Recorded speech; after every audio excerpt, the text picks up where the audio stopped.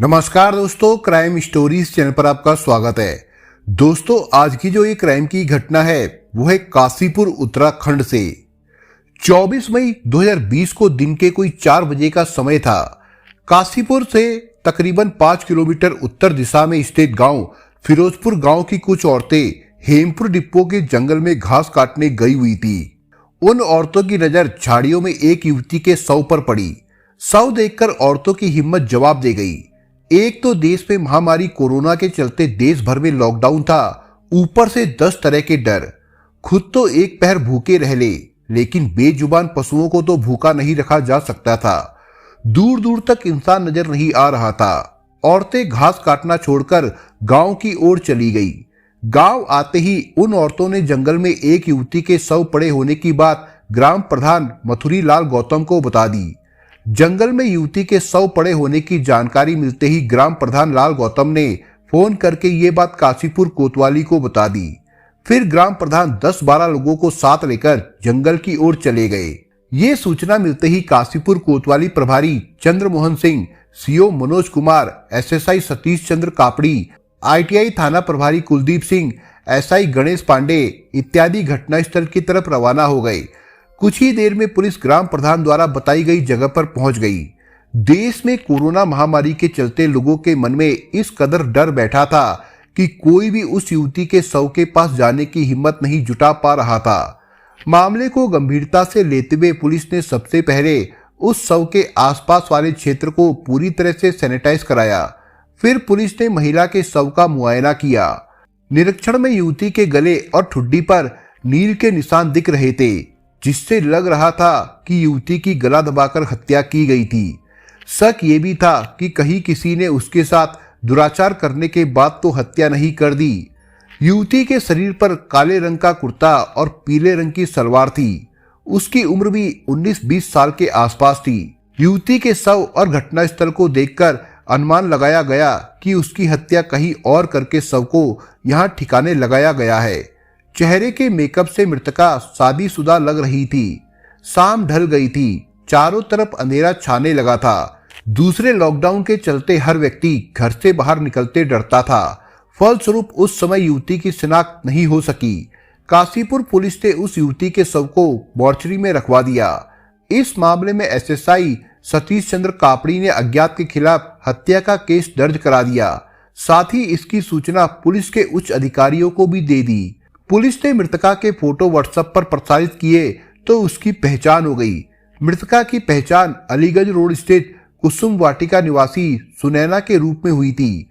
काशीपुर के विजयनगर नई बस्ती निवासी बबीता पत्नी शंभू गिरी ने उसकी पहचान अपनी छोटी बहन सुनैना के रूप में की। शिनाख्त हो जाने के बाद शव पोस्टमार्टम के लिए भेज दिया गया। 27 मई को डॉक्टर कैलाश राणा ने सुनैना के शव का पोस्टमार्टम किया। रिपोर्ट में बताया गया कि उसकी हत्या गला दबाकर की गई थी। गले के साथ साथ उसके चेहरे पर भी नाखूनों के निशान थे। इसके साथ ही पुलिस की दुष्कर्म के बाद हत्या की शंका भी खत्म हो गई, लेकिन पुलिस को अभी भी शक था कि मृतका की हत्या घटनास्थल पर नहीं की गई थी। पहचान हो जाने के बाद पुलिस ने सबसे पहले उसकी बहन बबीता से पूछताछ की। बबीता ने बताया कि लगभग 7 महीने पहले ही सुनैना की शादी अलीगंज रोड निवासी बंटी के साथ हुई थी। बबीता ने बताया कि बंटी उसका पूर्व परिचित था। बबीता शहर में ही किसी के घर पर काम करती थी। बंटी के पिता भी उसी मालिक के यहाँ पर माली का काम करते थे। बंटी अपने पिता को खाना देने वहां अक्सर आता जाता रहता था। उसी दौरान उसकी बबीता से जान पहचान हुई थी। बबीता को लगा कि बंटी सुनैना के लिए ठीक रहेगा, इसलिए उसने बंटी के पिता से सुनैना और बंटी की शादी के बारे में बात की। पिता ने सुनैना का फोटो देखा तो वो राजी हो गया। फिर बंटी और सुनैना की शादी हो गई। बबीता ने पुलिस को बताया कि 23 मई को वो सुनैना को अपने घर लेकर आई थी। अगले ही दिन बंटी उसे गड्ढा कॉलोनी में किराए का कमरा दिखाने की बात कहकर अपने साथ ले गया था। इसके बाद उसी शाम सुनैना का शव जंगल में मिला। सुनैना फिरोजपुर के जंगल में कैसे पहुंची, ये बात उसकी समझ से भी बाहर थी। बबीता का बयान लेने के बाद पुलिस ने मृतका के पति बंटी यादव को भी पूछताछ के लिए थाने बुलाया। पूछताछ में बंटी से भी सुनैना की हत्या के बारे में कोई खास जानकारी नहीं मिल सकी। पुलिस पूछताछ में बंटी ने बताया कि वो उसे किराए का मकान दिखाने के बाद सीधा घर ले आया था। उसके बाद वो किसी काम से शहर चला गया। उसी दौरान सुनैना घर में किसी को बिना कुछ बताए घर से चली गई थी। उसकी हत्या किसने की, इसकी उसे कोई जानकारी नहीं थी। ये बात तो सुनैना की बहन बबीता भी पुलिस को बता चुकी थी कि उसका मानसिक संतुलन सही नहीं था, जिसकी वजह से वो कभी भी चुपचाप घर से निकल जाती थी। मृतका की बहन और उसकी ससुराल वालों से पुलिस को कोई खास जानकारी नहीं मिली, तो पुलिस ने इस केस की तह तक जाने के लिए 4 टीमों का गठन किया। काशीपुर कोतवाली प्रभारी चंद्रमोहन सिंह की अगुवाई में गठित पुलिस टीम ने शहर में अलग अलग जगहों पर लगे लगभग 40 सीसीटीवी कैमरों की फुटेजों की गहन पड़ताल की। इसके अलावा घटनास्थल के आसपास उसकी ससुराल वालों के निवास व मृतका की बहन बबीता के घर के पास लगे सभी सीसीटीवी कैमरों की फुटेजों को देखा। कई संदिग्ध लोगों से भी पूछताछ की गई। इसी दौरान 23 मई 2020 को ढडियाल रोड पर लगे सीसीटीवी कैमरे से ली गई एक फुटेज में सुनैना एक संस्था द्वारा गरीबों को बांटा जा रहा खाना लेते हुए दिख गई। इससे साफ जाहिर हो गया कि 23 मई को सुनैना काशीपुर टाडा चौराहे के आसपास ही थी। पूछताछ में बबीता भी पुलिस को बता चुकी थी कि 23 मई को वो सुनैना को अपने घर ले गई थी। पुलिस द्वारा ली गई अलग अलग सीसीटीवी कैमरों की फुटेजों की गहन पड़ताल में पुलिस को बहुत बड़ी कामयाबी मिली। एक सीसीटीवी फुटेज में सुनैना के साथ उसका पति बंटी और बहन बबीता घटना वाले दिन 24 मई 2020 को एक साथ रामनगर रोड की ओर जाते दिखाई पड़े। ये जानकारी मिलते ही जांच में लगी पुलिस टीम ने उसी दिशा में बढ़ते हुए लोगों से जानकारी हासिल की। पता चला कि फिरोजपुर गांव से रामनगर जाने वाली ट्रेन की पटरी पर दोपहर के समय एक लड़की और एक लड़के को साथ साथ जाते देखा गया था। इससे ये साफ हो गया कि सुनैना की हत्या उसके पति बंटी ने ही की है। इसके बावजूद पुलिस इस केस के पुख्ता सबूत जुटाने में लगी रही थी। पुलिस ने फिर से बंटी और बबीता को पूछताछ के लिए थाने बुलाया। दोनों से सख्ती से पूछताछ की गई। दोनों पुलिस के सामने ज्यादा समय तक टिकने की हिम्मत नहीं कर पाए। बंटी और बबीता ने पुलिस के सामने अपना अपराध स्वीकार करते हुए हत्या का खुलासा कर दिया। उन्होंने बताया कि प्रेम प्रसंग के चलते दोनों ने सुनैना को योजना अनुसार गला दबाकर मार दिया था। उनसे पूछताछ के बाद पुलिस ने बंटी की निशानदेही पर सुनैना का थैला, उसकी चप्पलें और मास्क रामनगर रोड स्थित ट्रांसफार्मर के पास से बरामद कर लिया। बंटी ने पुलिस को बताया कि उसने बबीता के कहने पर ही सुनैना की हत्या की थी। बंटी और बबीता की उम्र में लगभग 20 साल का अंतर था। बंटी 20 साल का और बबीता लगभग 40 साल की थी। इस समय बबीता का बड़ा लड़का भी बंटी से लगभग 4 साल बड़ा था। आखिर बबीता ने बंटी से कैसे दोस्ती गांठी और दोस्ती की आड़ में अपनी बहन की शादी उसके साथ करा दी। पुलिस तहकीकात में इस केस की जो सच्चाई सामने आई वो काफी अजीब थी। थाना मलाई टोला, जिला गोपालगंज, बिहार निवासी शंभू गिरी की शादी सालों पहले बबीता के साथ हुई थी। शादी के कुछ ही दिनों बाद शंभू गिरी रोजगार की तलाश में काशीपुर आ गया था। काशीपुर में शंभू को एक फैक्ट्री में काम मिल गया। वो उसी फैक्ट्री में काम करते हुए वहीं पर बने कमरे में रहने लगा था। शंभू गिरी अपनी बीवी को बिहार में ही छोड़कर आया था। उसकी बीवी बबीता देखने भालने में जितनी सुंदर थी, उससे कहीं ज्यादा तेज तर्रार भी। काशीपुर आने के बाद जब शंभू का काम ठीक ठाक चलने लगा तो बबीता उसके साथ रहने की जिद करने लगी। शंभू गिरी ने उसे समझाया कि जिस फैक्ट्री में वो काम करता है वहीं एक छोटे से कमरे में रहता है जहां अन्य मजदूर भी रहते हैं। उसका रहना ठीक नहीं है, लेकिन बबीता नहीं मानी। बीवी की जिद के आगे शंभू गिरी की नहीं चली तो उसने काशीपुर में ही किराए का एक कमरा ले लिया। वो फैक्ट्री का कमरा छोड़कर पत्नी के साथ किराए के कमरे में रहने लगा। किराए के कमरे में आते ही उसके खर्चों में बढ़ोतरी हो गई। बबीता पहले ही शौकीन मिजाज युवती थी। सज संवर कर रहना उसका पहला शौक था। शंभू गिरी सुबह होते ही तैयार होकर फैक्ट्री चला जाता था।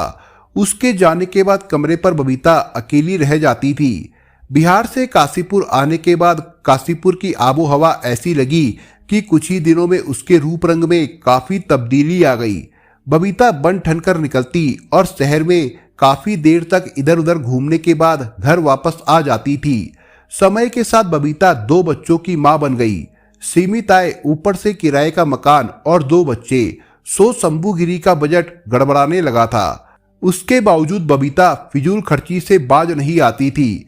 घर के खर्चे बढ़े तो शंभू ने बबीता को समझाया कि वो खुद भी कहीं काम करे। बबीता देखने भालने में सुंदर और तेज तर्रार थी, जिसकी वजह से उसे एक प्रॉपर्टी डीलर के घर पर घरेलू और कपड़े धोने का काम मिल गया। बबीता सुबह जल्दी खाना बनाकर पति को फैक्ट्री भेजने के बाद बच्चों को घर पर छोड़कर काम पर निकल जाती थी। बीवी को काम मिलने से शंभू को काफी राहत मिली।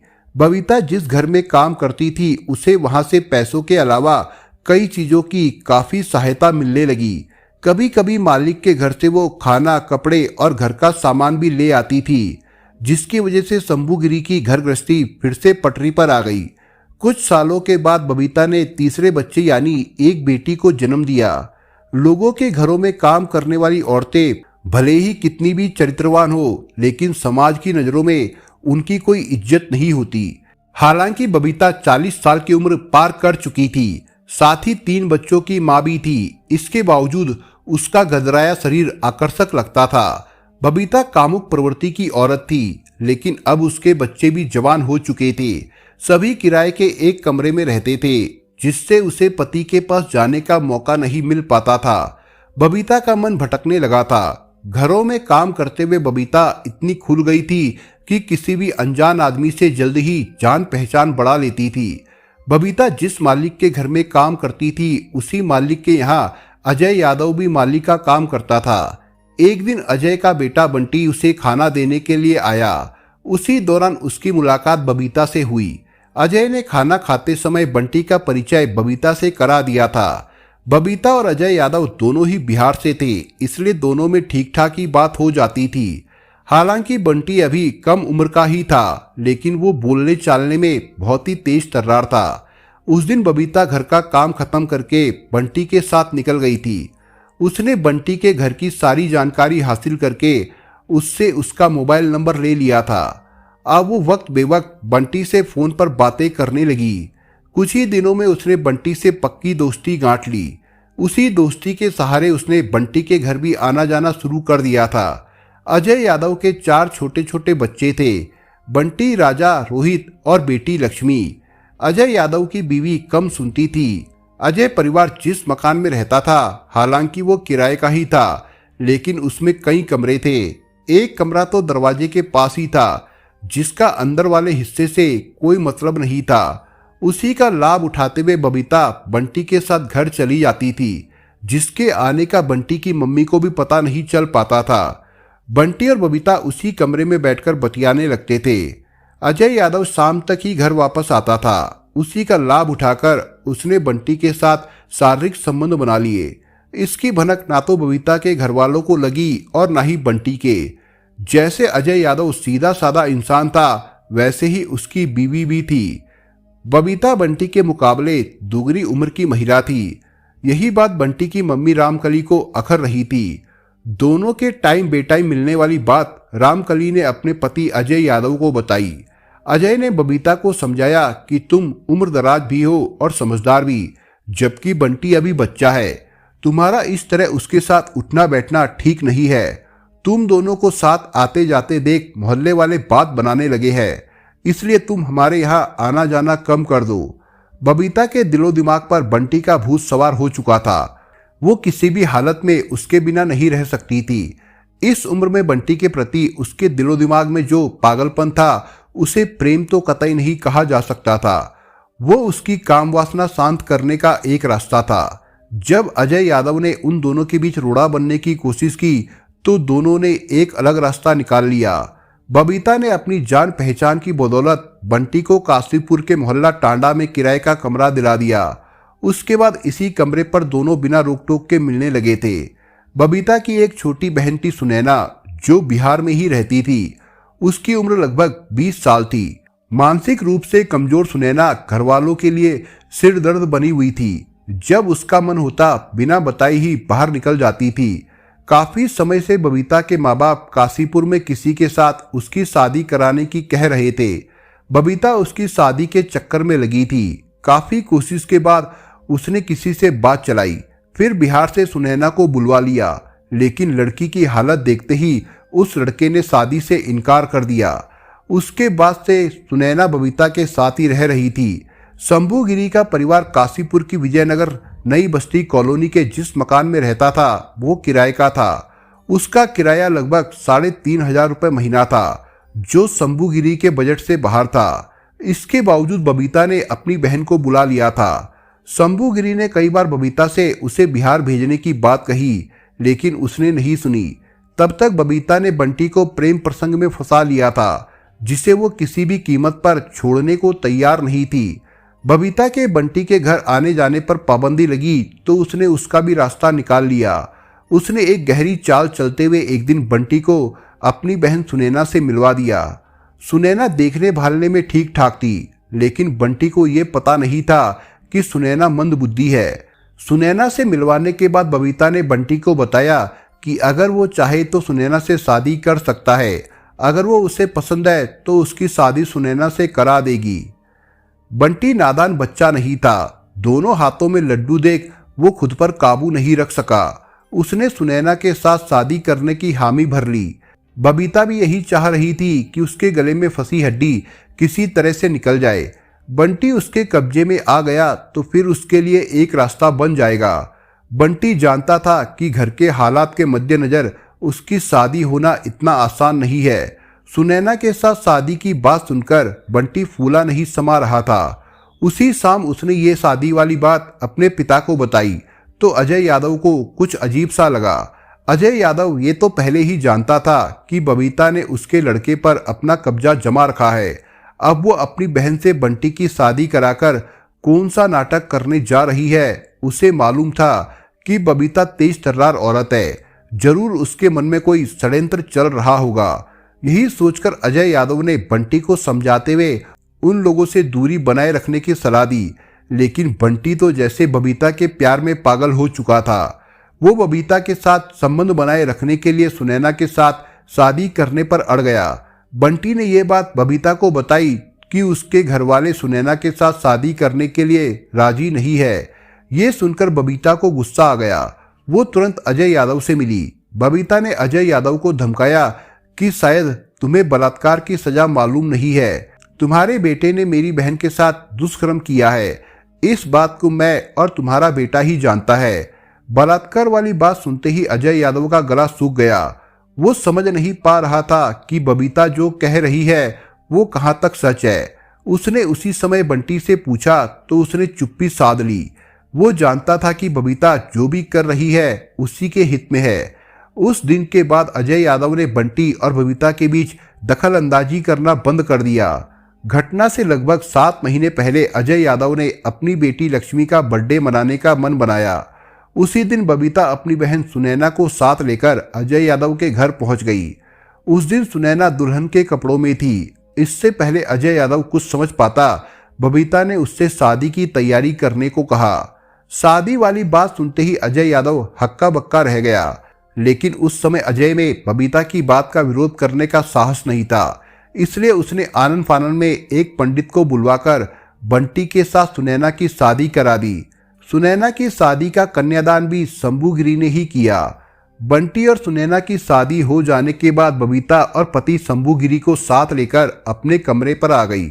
उसके बाद बबीता जब भी चाहती अपनी बहन की खैर खबर लेने के बहाने बिना किसी रोक टोक के बंटी के घर आने जाने लगी।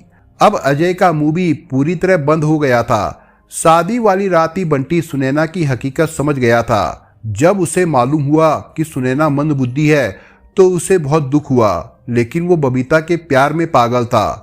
उसने सोचा कि वो घर का थोड़ा बहुत काम तो करती ही होगी, बाकी उसके तन की प्यास बुझाने के लिए बबीता है ही। लेकिन सुनैना की हकीकत पता चलते ही अजय को झटका लगा। उसने सोचा भी नहीं था कि वो अपने बेटे की जिद के आगे ऐसी मुश्किल में फंस जाएगा। उसकी बीवी पहले से ही कम सुनती थी। घर में बहू आई तो वो भी पागल जैसी। जैसे जैसे समय आगे बढ़ता गया सुनैना का पागलपन खुलकर सामने आता गया। कभी कभी तो वो रात में ही दीवार पर लगी रेलिंग को फांदकर घर से गायब हो जाती थी, फिर उसे ढूंढकर लाना पड़ता था। सुनैना की हरकतों से आजीज आने के बाद बंटी ने बबीता से शिकायत करते हुए कहा कि तुमने अपनी पागल बहन के साथ शादी करा के मुझे किस मुसीबत में डाल दिया है। बंटी ने बबीता से कहा कि इससे पहले वो हमें किसी मुश्किल में डाले उसे तुम अपने घर ले जाओ। बबीता ने बड़ी मुश्किल से उसकी शादी कर पीछा छुड़ाया था। अब ये बात बबीता के पति शंभू गिरी के सामने आई तो उसने उसे बिहार छोड़ आने को कहा, लेकिन बबीता उसे बिहार छोड़ने को तैयार नहीं थी। उसे दुविधा थी तो इस बात की कि अगर वो बिहार चली गई तो उसका बंटी से मिलना जुलना बंद हो जाएगा। वो किसी भी कीमत पर बंटी से संबंध खत्म नहीं करना चाहती थी। जिस समय की ये बात है उस समय पूरे देश में कोरोना कहर ढा रहा था। देश में लॉकडाउन लगने की वजह से सब लोग घरों में रहने के लिए मजबूर थे। दिन के 12 बजते बजते पूरा शहर सुनसान नजर आने लगता था। उसी लॉकडाउन का लाभ उठाने के लिए बबीता ने बंटी के साथ मिलकर एक षड्यंत्र रचा जिसके तहत सांप भी मर जाए और लाठी भी ना टूटे। यानी दोनों ने सुनैना को मौत के घाट उतारने की योजना बना ली। योजना के तहत 24 मई 2020 को बबीता सुनैना को साथ लेकर घर से निकली और फिर उसे सरकारी अस्पताल के पास बैठाकर बंटी के कमरे पर पहुंच गई। योजना अनुसार दोनों सुनैना को काशीपुर की गड्ढा कॉलोनी में कमरा दिखाने की बात कहकर रामनगर रेलवे ट्रैक की ओर निकल गए। उस समय दूर दूर तक कोई नजर नहीं आ रहा था। फिरोजपुर गांव के पास आते आते सुनैना ने पानी पीने की इच्छा जाहिर की तो बंटी ने उसे पास में खड़े एक हैंडपंप से पानी पिलाया। उसके बाद उन्होंने सुनैना से कहा कि गड्ढा कॉलोनी पास ही है। सुनैना ने कभी गड्ढा कॉलोनी का नाम तक नहीं सुना था, फिर भी वो उन्हीं दोनों पर विश्वास करके आगे बढ़ गई।